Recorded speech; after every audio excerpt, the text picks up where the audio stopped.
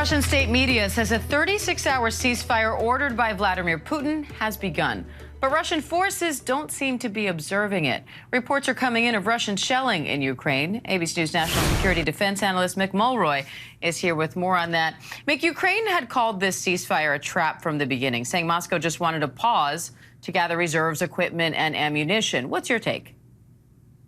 So, Diane, I think they're correct. Looks like it was a ploy from the Russian side to be able to supply their forces, which they've had an incredibly difficult time doing. In this case, with a ceasefire, they would have done it without being targeted. I think the Ukrainians were smart not to observe it and not to agree to it. So, and now the Russian troops apparently are not as well. So it just seems to be a lot about nothing.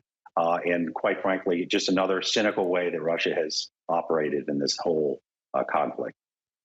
Ukrainian presidential advisor tweeted that Russia has to leave occupied territories in Ukraine before any temporary truce would be possible. Is there any path to peace, even a temporary peace at this point?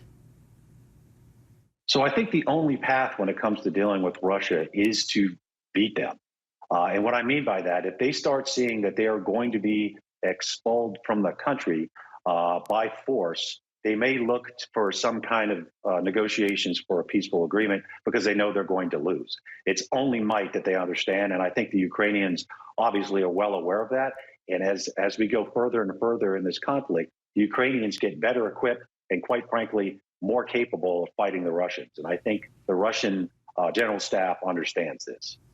And this is all coming as the White House confirms that the U.S. will send Bradley infantry fighting vehicles to Ukraine. Germany also confirmed delivery of Marder IFVs.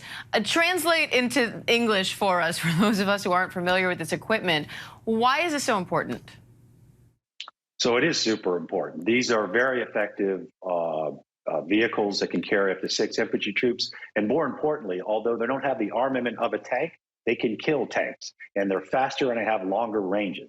So this is exactly the right thing for NATO and the United States to be doing. It will make the Ukrainians very capable, especially when the spring comes and the offensive goes, the counteroffensive, I should say, goes into full bore. So there's about 50 coming from the United States, about 40 from Germany, and France is also delivering. So, and this may lead in the future to tanks being introduced, U.S. tanks into this battle. All right, Mick Mulroy, we appreciate the analysis as always. Thank you. Thank you. Hi, everyone. George Stephanopoulos here. Thanks for checking out the ABC News YouTube channel. If you'd like to get more videos, show highlights, and watch live event coverage, click on the right over here to subscribe to our channel. And don't forget to download the ABC News app for breaking news alerts. Thanks for watching.